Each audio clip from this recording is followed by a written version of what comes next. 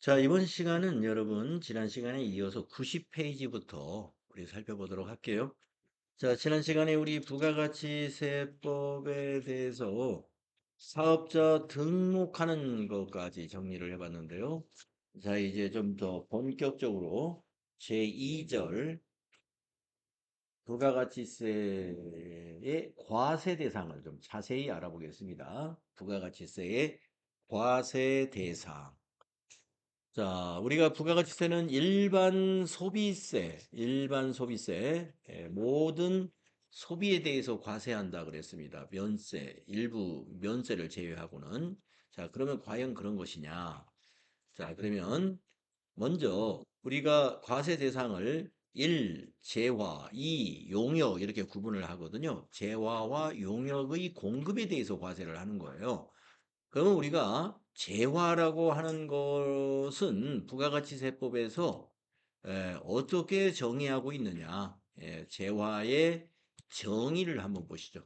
재화의 공급에 대해서 과세한다 그랬는데 부가가치세법에서의 재화는 유체물, 물체물, 그리고 권리 이렇게 구분을 합니다. 그 유체물이라고 하면은 상품이나 제품이나 원료라든가 기계라든가 건물이라든가 우리가 유형의 재화라고 볼 수가 있습니다. 유형의 재화. 무체물 하면은 우리가 무형의 재화라고 볼 수가 있는데요. 전기라든가 가스라든가 열이라든가 이렇게 관리할 수 있는 자연력까지 음, 풍력 뭐 이런 것도 우리가 관리할 수 있죠. 그런 거는. 그래서 관리할 수 없는 뭐 바람이라든가 이런 거는 뭐 우리가 그 이 저 공기 중에 지금 불고 있는 바람을 누가 어디서 어떻게 누구에게 팔았다고 그래서 그걸 재화의 공급으로 보진 않는다 이거죠. 관리할 수 있는 자연력이면은 예, 그것도 재화가 될 수 있습니다.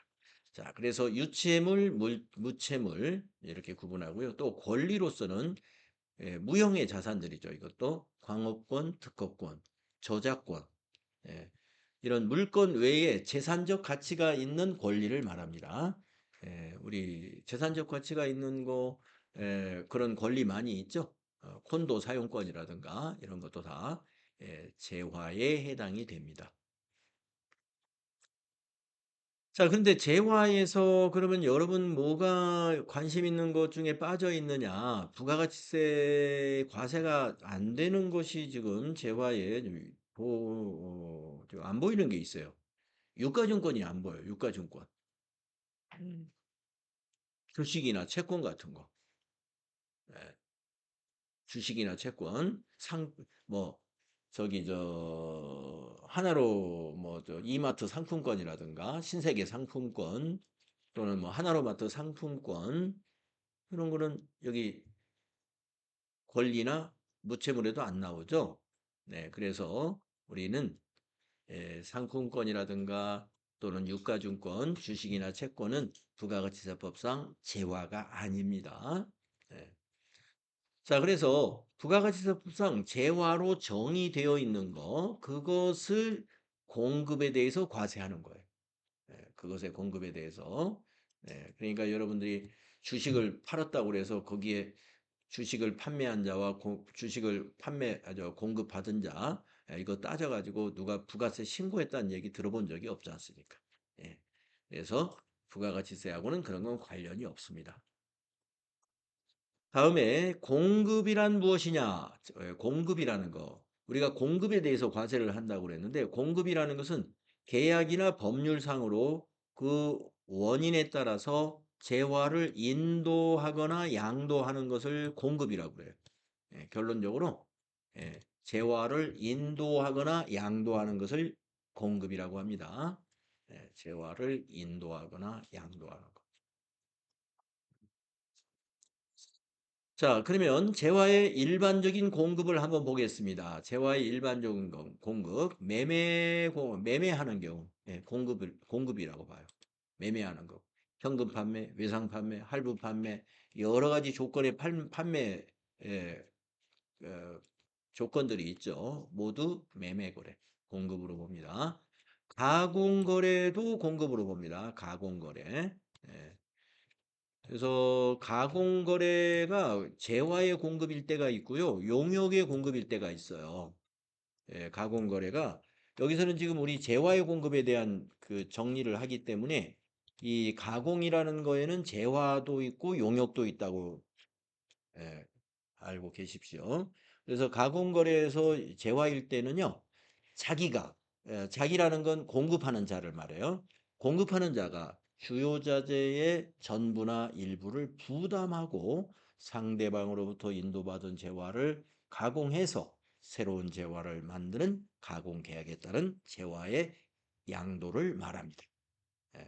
그러니까 가공 거래는 순수하게 가공만 하는 거래도 있고요. 지금 여기서 재화로 보는 가공의 경우는 중요한 게 이거예요. 예, 주요 자재의 전부나 일부를 부담해야 돼. 네. 일부라도 부담을 하면 그거는 재화의 공급으로 본다는 겁니다. 네, 그 다음에 교환 거래도 우리가 일반적인 공급으로 보는 겁니다. 교환 거래라는 것은요, 재화를 양도해주고 돈을 받은 게 아니라 다른 재화로 교환받는 거. 예, 이것도 거래로 보는 거예요. 교환 거래. 예, 그래서 부가세가 거래로 본다는 것은 부가세가 과세가 된다 이런 얘기죠. 예, 기타 이제 경매 방식으로 파는 거, 현물을 출자하는 거, 이거 다 과세로 봅니다. 재화의 공급으로 본다. 현물 출자 시험에 잘 나오는 보기 항목인데요. 현물 출자란 무엇이냐? 건물을 법인에다가 출자하고 주식을 받는다 이거예요. 주식을. 그걸 현물 출자라고 그래요. 현물 출자. 자, 주주가 되려면 원래 이제 주식을 사야 되는데 돈으로 사잖아요. 대개는 돈으로. 그런데 현물 출자라는 개념은 뭐냐면은 내가 건물을 제공해주고 그 건물 금액 시가만큼을 주식으로 받는다. 이걸 현물 출자라고 그래요. 그러면 이게 과세된다는 말이 무슨 말이냐? 주식에 대한 과세가 아니고 건물을 공급했잖아요. 그 건물의 시가의 10%를 과세한다.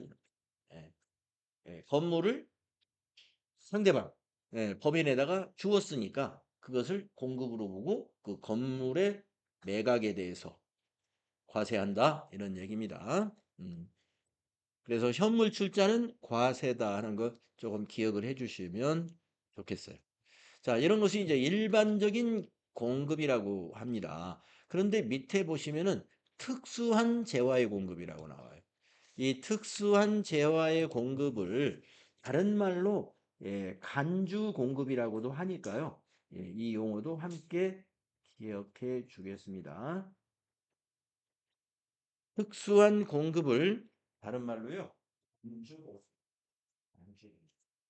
예, 공급이 이 공급으로 간주한다라는 그런 의미거든요.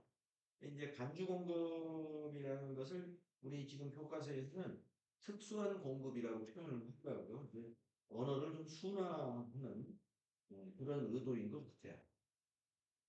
자, 시험에서는 특수한 공급이라고도 물론 나오는 것 같습니다만은 간주 공급이라는 표현을 아직도 많이 쓰니까요. 우리가 간주 공급은 특수한 공급을 말한다. 자, 특수한 공급은요, 위에 있는 일반적인 공급이 아니라 아주 특이한 것들을 말합니다. 그런데 이거에 대해서 과세를 해요. 예, 예, 과세. 예. 자, 특이한 건데 과세를 한다. 자, 1. 자가 공급을 보겠습니다. 자가 공급.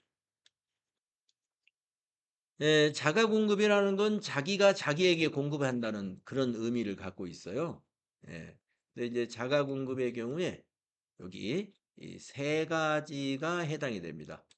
면세 사업 전용하는 자가 공급이 하나 있고요.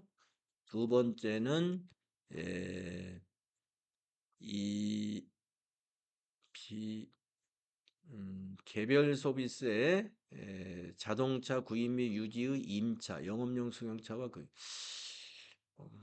이걸 어떻게 설명을?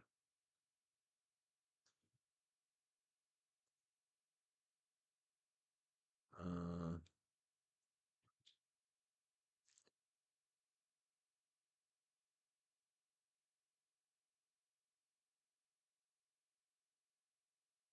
개별 소비세법에 따른 자동차 구입이다 하면은 그게 뭐냐면은 승용차를 얘기하는 거예요. 개별 소비세법에 따른 자동차. 네, 우리가 이제 자동차 중에는요. 개별 소비세의 대상이 되는 자동차와 개별 소비세 대상이 안 되는 자동차로 구분할 수가 있어요. 개별 소비세가 과세되는 차가 어떤 차냐면은 첫째 승용차이어야 되고 그다음에 1000cc 초과해야 돼요. 예. 그 차를 가리킵니다. 근데 그 차에 무슨 얘기냐? 이제 그 자세한 거는 조금 이따가 설명을 할 거고요.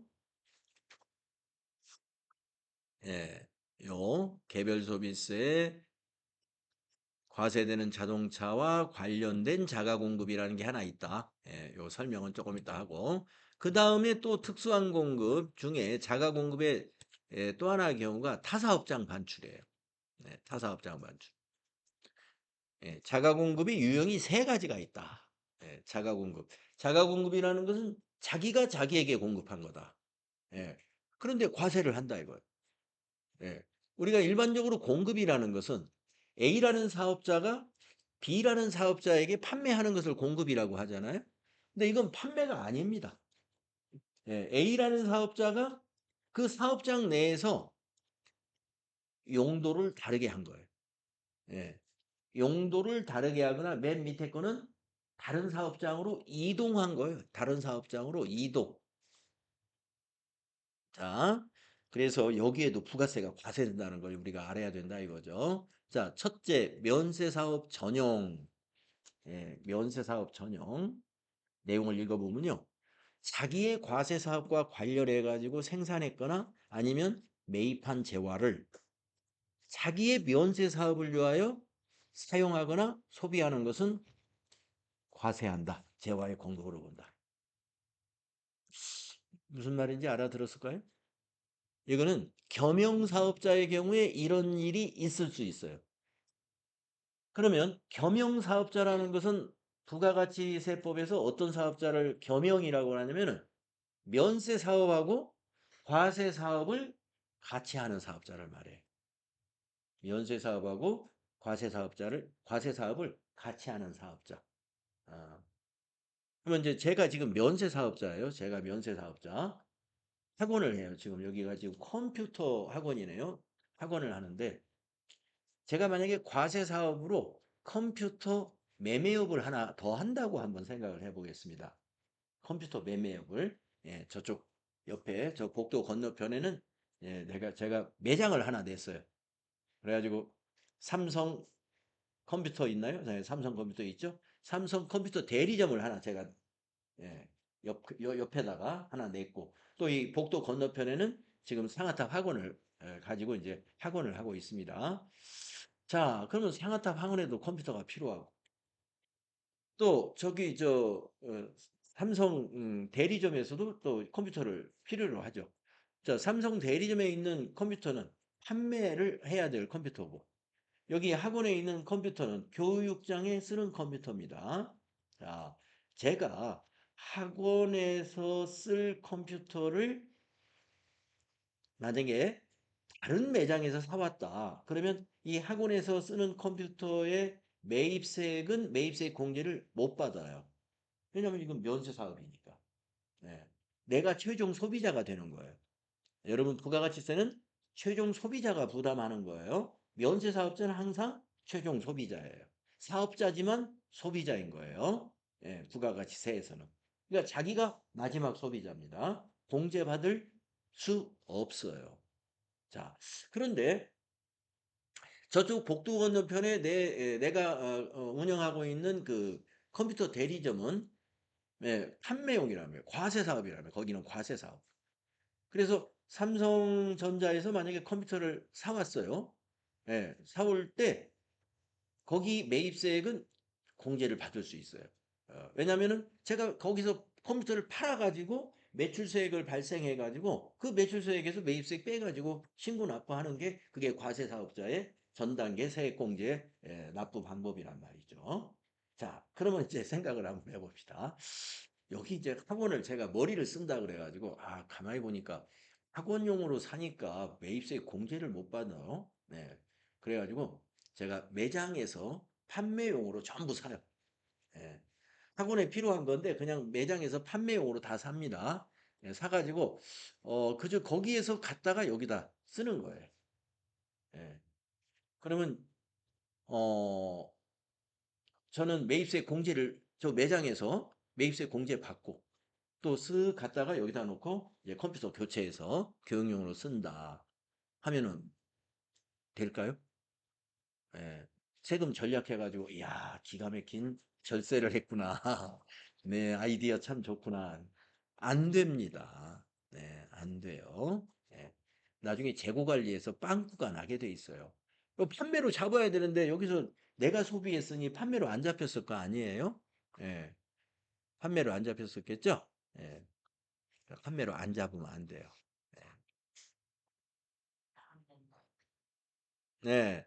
잡으면 됩니다. 판매로 잡고 매입세액을 어떻게 해야 되냐면은 여기서 공제 받았잖아요. 예, 공제 받은 거를 다시 납부해야 돼요. 예. 예, 그러니까 과세가 되는 거예요. 그래서 지금 여기서 말하는 면세 사업 전용이 지금 제가 예를 들은 그 얘기입니다. 과세와 면세 사업을 겸용했는데 과세 사업을 목적으로 취득한 재화를 자기의 면세 사업인 여기 학원에다가 사용을 했다. 그걸 우리가 면세 사업에 사용했다, 소비했다 이 말이에요. 그러면은 저기서 공제 받았지 않습니까? 예, 그거를 세금을 다시 납부해야 된다 이거죠. 예, 그 얘기입니다. 그래서 과세한다. 재화의 공급으로 본다. 그래서 만약에 그 컴퓨터가 100만 원짜리였다. 그러면 부가세 10만 원이겠죠? 10만 원이었겠죠. 갖다 쓰는 건 좋은데 아까 질문한 대로 신고하면 네. 네, 갖다 쓰는 건 문제가 없어요. 신고해서 10만 원의 부가가치세를 납부한다 이거예요.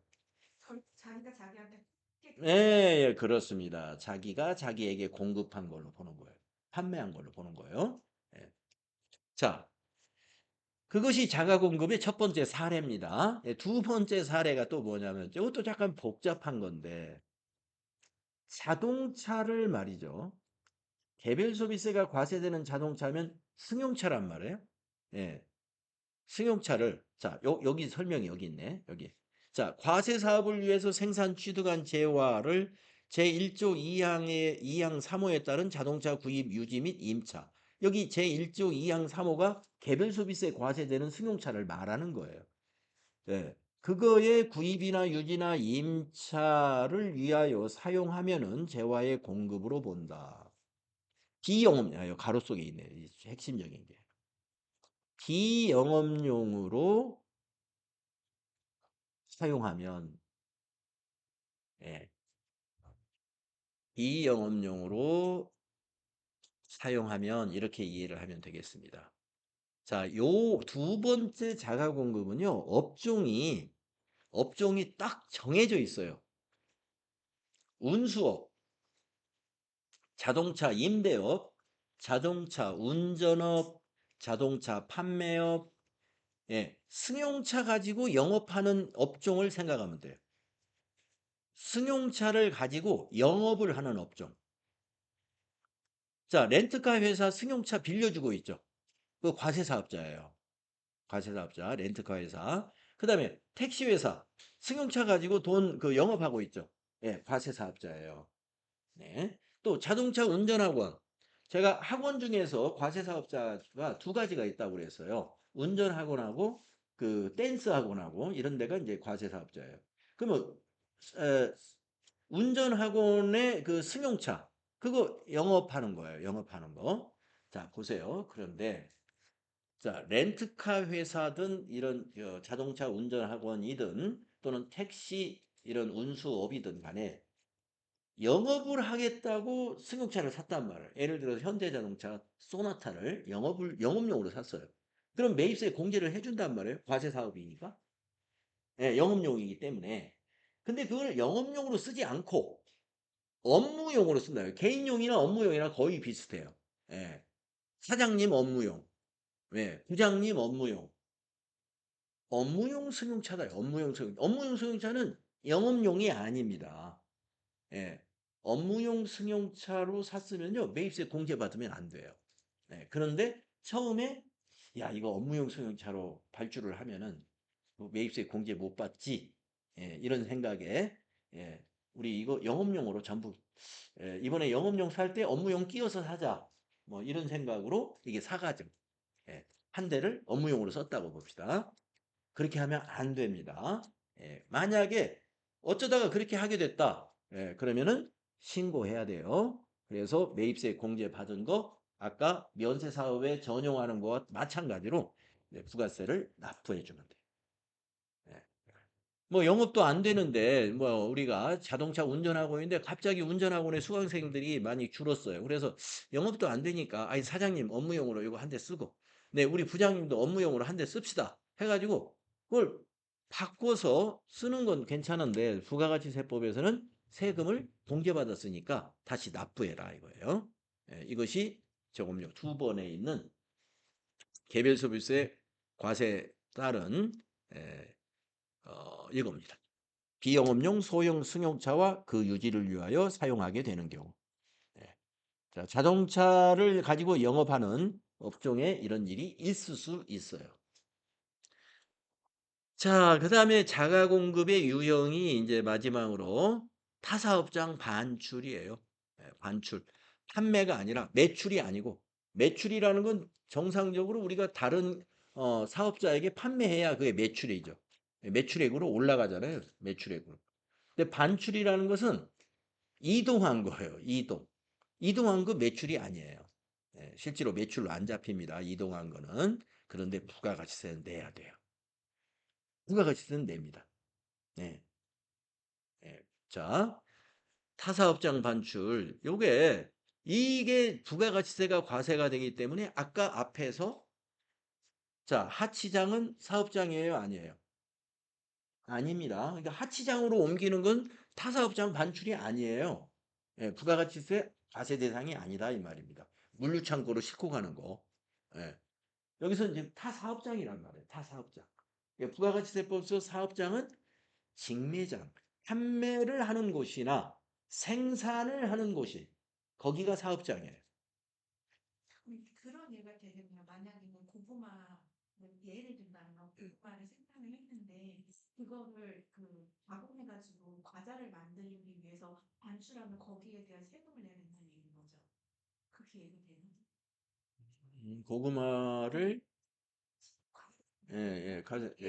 예를 든다. 음, 음. 다시 어떤 판매할 목적이나 직매장으로 옮겼다. 그 과세한다 이 말. 만약에 고구마가 과세 제화라고 한다면 고구마는 사실은 이제 면세지만 만약에 그 고구마가 과세 제화다 이거. 고구마를 내가 생산했어요. 고구마 공장에서 생산했다고 봐요. 농장이 공장이라고 생각하고 이제 그거를 저기 직매장인 다른 사업장으로 옮겼어요. 부가세 냅니다. 근데 옮겼다고 우리가 매출액으로 안 잡잖아요. 우리가 그냥 직매장으로 옮겼을 뿐이에요. 세금은 부가세는 과세가 된다. 매출가 안 잡아요? 고구마가 나갔는데. 네, 공장에서 만들어 가지고 판매할 장소로 이동하는 건 매출이 아닙니다. 예, 예, 예, 예. 그런데 부가가치세는 과세됩니다 이 말이에요. 타사업장 반출에 해당이 되니까. 자, 한번 내용을 읽어보겠습니다. 사업장이 둘 이상인 사업자, 제조업이 거의 다 이 타사업장 반출이 많아요. 제조업이. 공장에서 직접 파는 제조업은 거의 없습니다. 공장에서 완성을 해서 판매하려면은 매장으로 옮겨가거든요. 다 타사업장 반출에 해당이 돼요. 거기가 매장이면은 자, 사업장이 둘 이상인 사업자가 자기의 사업과 관련하여 생산 또는 취득한 재화를 판매할 목적으로 자기의 다른 사업장에 반출하는 것은 재화의 공급으로 본다. 재화의 공급으로 보면 과세한다 이 말이에요. 네, 그래서 여기 지금 세 가지 사례 자가 공급이라는 말이 뭔지 아시겠죠? 자기가 자기에게 공급한 걸로 보고 부가세를 신고해야 된다 이 말입니다. 예. 자기가 자기에게 공급한 걸로 해서 부가세를 신고한다. 대상은 면세사업 전용. 그 다음에 승용차 비영업용으로 사용. 예. 그러니까 영업용 승용차를 비영업용으로 사용. 이렇게 요약할 수 있어요. 두 번째 거는. 그다음에 타사업장 반출. 예, 타사업장 반출. 이 세 가지가 특수한 재화의 공급에 해당이 되는 첫 번째 자가 공급에 해당되는 겁니다. 네. 그다음에 이제 그 동그라미 2번이죠. 개인적 공급이라는 이 특수한 공급이 있어요. 간주 공급, 개인적 공급. 개인적 공급은 요 내용을 읽어보면 우리가 이해가 될 겁니다. 사업자가 자기가 생산했거나 취득한 재화를 사업과 관계없이 자기의 개인적인 목적이나 다른 목적을 위하여 사용, 소비하거나 그 사용 또는 그 밖에자가 사용, 소비하는 것으로서 사업자가 그 대가를 받지 아니하거나 시가보다 아주 낮은 대가를 받는 경우는 재화의 공급으로 본다. 예. 개인적으로 사용한 거, 예, 개인적으로 사용한 거.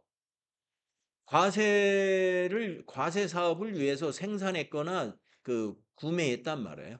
예, 사업자가. 그러니까 아까 과세 사업을 위해서 매입한 것은 다 매입세 공제를 해줬단 말입니다. 예, 했는데 그것을 판매하지 아니하고 개인적인 목적으로 사용 소비했다. 개인적인 목적으로 자기의 개인적인 목적. 예. 그러니까 개인적인 목적이라는 것은 이제 뭐 아까 그 컴퓨터 저 대리점을 하고 있다 그러면은 만약에 이번 봄에 이제 아들이 좋은 대학에 입학을 해가지고 노트북을 아빠 사달라고 그런단 말이에요. 근데 우리 매장에 마침 노트북이 있어. 그러면 하려고 했던 것을 하나를 이 노트북 한번 써봐라 하고 집에 갖다 줄 수 있죠. 예. 그런데 개인적 공급으로 부가세 신고는 해야 된다 이 말입니다. 예. 자기의 개인적 공급에 저 사업자의 개인적 공급에 대표적인 게 자기가 쓰거나 자기 가족이 이게 쓰는 경우예요. 예. 이런 것이 개인적 공급이다. 이거에 대해서 과세한다 이거 과세. 다음에 또 특수한 공급의 세 번째 사례는요. 개인적인 건 아니고 사업적인 건 하지만 무상으로 그냥 줬어요. 사업상 증여. 예. 그러니까 사업적인 거니까 거래처를 말하게 자기의 고객, 우리 회사의 고객, 아니면 불특정 다수, 판촉 활동할 때 이런 거 하죠. 판촉 활동할 때. 마트 같은 거 오픈하면은 선착순 몇 명 추첨해가지고 냉장고 한 대 드리겠습니다. 전자 대리점 막 이런 데서. TV 60인치짜리 하나 드리겠습니다. 이런 거. 예. 자, 그 TV나 냉장고가 자기네 회사의 판매 재화라고 한다면 그것을 무상으로 증여했다 이거. 거기에 대해서 부가세는 그 사업자가 납부해야 됩니다. 예. 우리 이거 당첨해가지고 고객한테 그냥 준 거니까 이거 돈 안 받았는데 공급이 아니죠. 아니다 이거죠. 돈을 안 받은 건 우리 사업장의 판촉 활동 때문에 안 받은 거고 정부, 국가 입장에서는 어떻게 했어요? 그 매장에서 그 냉장고를 매입했대. 그 매입세 공제를 해준다 이거죠. 해준다. 예. 매입세 공제 안 받은 거 증여하면 상관없어요. 예. 전제가 있어요. 전제. 매입세 공제 받지 않은 것을 증여했다. 그거는 신고 대상도 아니에요. 네. 예, 전제는 다 매입세 공제를 받았다는 전제예요. 아까 지금 이 얘기하고 있는 모든 전제가 매입세 공제를 받은 재화를 말하는 거예요. 자, 그러니까 이 행사 때 불특정 다수에게 또는 자기의 그 아주 큰 고객에게 무상으로 어떤 증여를 했다 이거예요. 근데 그 증여한 상품이나 제품이 우리 회사에서 과거에 매입을 했고 과거에 생산을 해가지고 과세 기간이 한 번 지나서 부가세 신고 납부 대상에 포함이 돼가지고 매입세 공제를 받은 사실이 있는 거. 아시겠죠? 예. 그것을 판매하지 아니하고 사업상 거래처에 또는 불출청 다수에게 증여했다면 거기에 대한 부가세 10%는 다음 부가세 과세 기간에 신고할 때 포함해서 신고해야 돼요. 자, 이 사업상 증여에 대해서 부가세가 과세된다는 거. 네. 자, 그다음에 인제 특수한 공급의 마지막 사례는요. 폐업할 때 남아 있는 재고입니다. 이것을 잔존재화라 그래요. 폐업 시 잔존재화. 폐업할 때 남아 있는 재고를 말하는데 이것도 역시 아까도 말씀드렸지만 매입세 공제를 받았다는 전제하에서 그럽니다. 예. 자, 폐업 시 자, 오늘 내가 4월 달에 급작스럽게 빨리 폐업을 하고 5월 달에 저 미국으로 이민을 가야 돼요. 정리를 사업을 빨리 해야 된단 말이에요. 예. 그러니까 이거 답할 때까지 기다릴 수가 없습니다. 그래서 빨리 폐업을 했어요. 근데 이 지금 우리 매장에 있는 이 재고가 전부 다 지난 12월 이전에 다 매입한 것들이어서 1월 달 부가가치세 신고할 때 매입세 공제가 다 된 것들이에요. 예. 그게 지금 재고로 남아 있어요. 아직 못 팔았어. 예. 그러면 그 못 판 것이 뭐다? 예. 폐업 시 잔존재화에 대한 것인데 자기에게 공급한 걸로 보고 세금을 내야 됩니다. 예. 사업자가 폐업할 때 자기가 생산했거나 자기가 취득한 재화 중에 남아있는 재화, 즉 폐업할 때 재고를 말하죠. 그것은 자기에게 공급한 걸로 가정을 해서 세금을 내야 된다.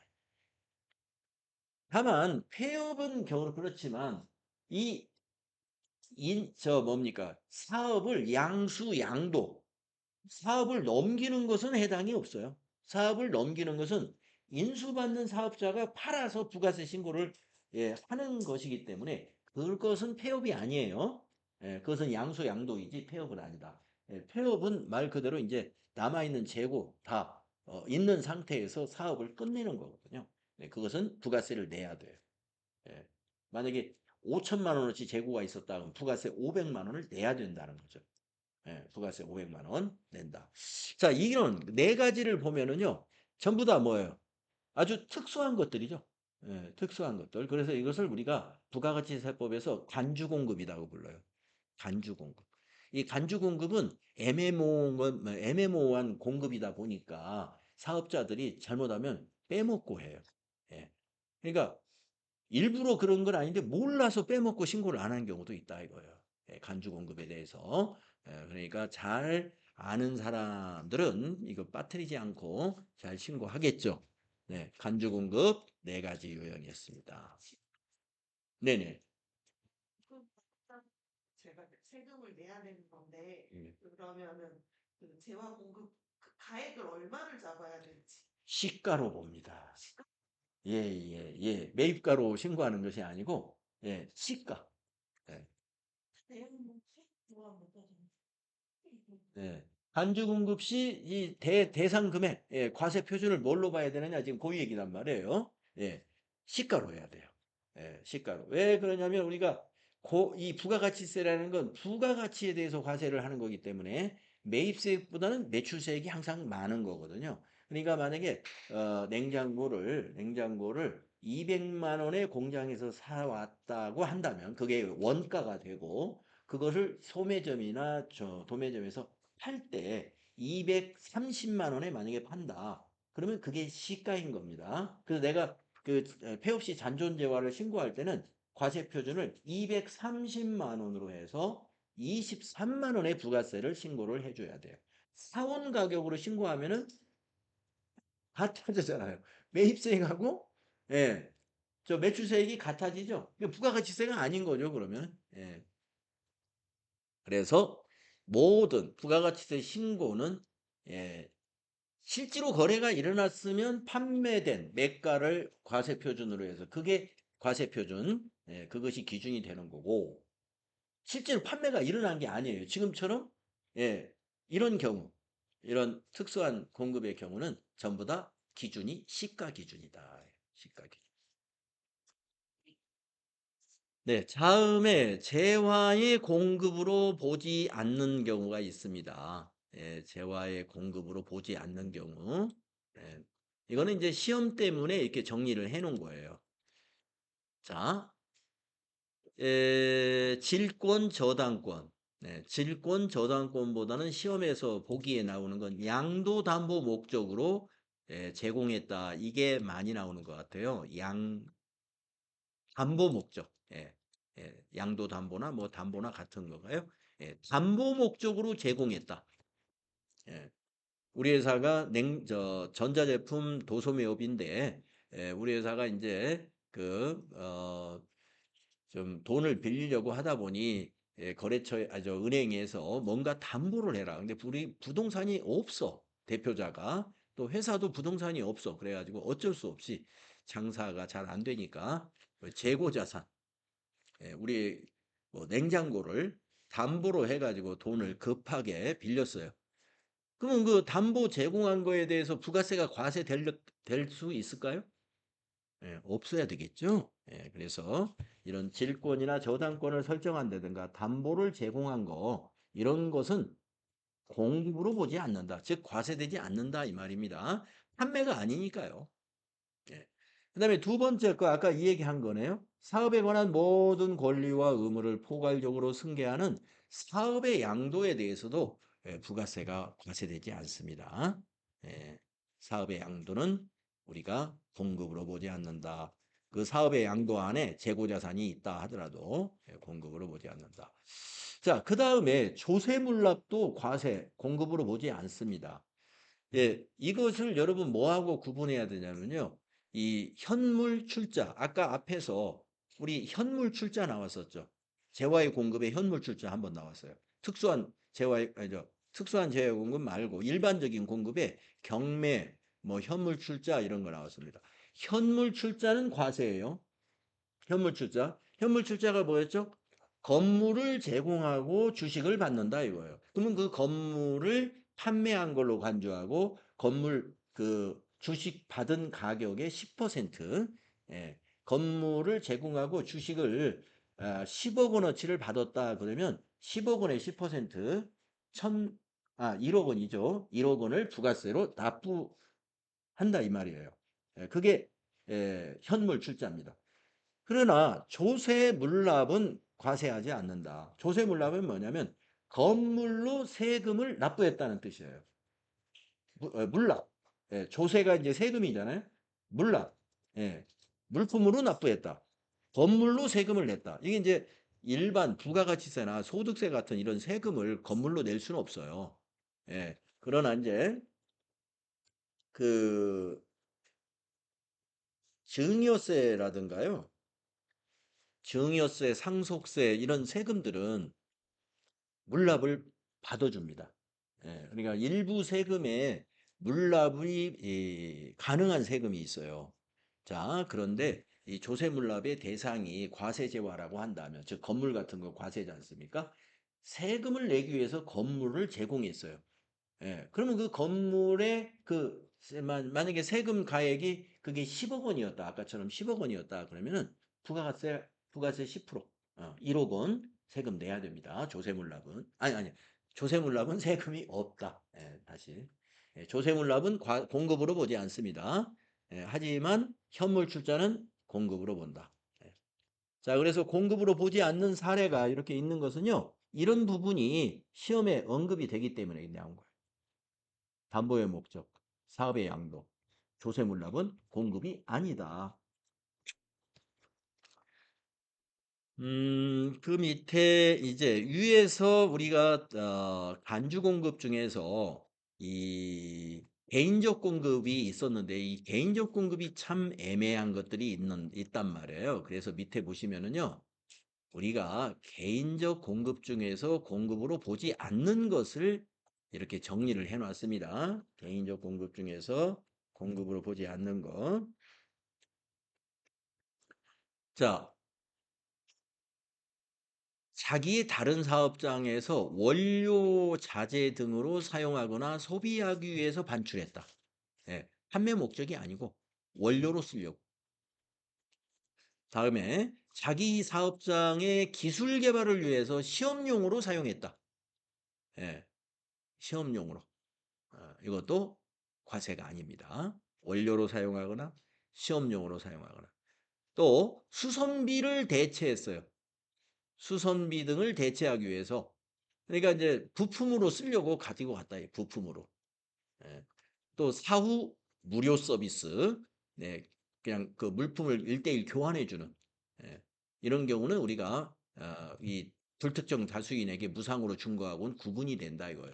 불특정 다수에게 무상으로 증여한 것은 과세지만 우리가 이렇게 사후 무료 서비스 때문에 주는 것은 공급이 아니다 이거죠. 그다음에 불량품의 교환, 광고 선전을 위해서 상품을 진열만 할 목적으로 반출한 것도 이건 판매 목적으로 안 봅니다. 진열 목적은. 네, 이것도 공급으로 보지 않는다. 그다음에 실비 변상적이거나 공리후생적인 목적으로 그 사용인에게 대가를 받지 아니하거나 시가보다 낮은 대가를 받고 제공하는 것, 이런 것은 공급으로 보지 않는다. 그래서 종업원들에게 우리 회사에서 만약에 옷을 만드는 회사예요. 그래서 작업복을 만들어서 제공했어요. 이런 것은 우리가 개인적 공급으로 안 본다는 거예요. 작업 뭐 안전화 이런 것들. 네, 이런 거 알면 되시고 다음에 것은 사업상 증여로 보지 않는다. 네, 증여로 보지 않는 것들 견본품, 견본품. 그다음에 주된 거래의 재화에 공급 대가에 포함되어 있는 것. 또 자기 적립 마일리지 등으로 전부 결제받고 공급하는 재화, 특별 재난 지역에 공급하는 물품들 이런 것은 우리가 증여로 보지 않는다. 네, 이거 증여로 보지 않는 거. 네, 나중에 또 뒤에서 이 견본품 같은 건 또 뒤에 또 나옵니다.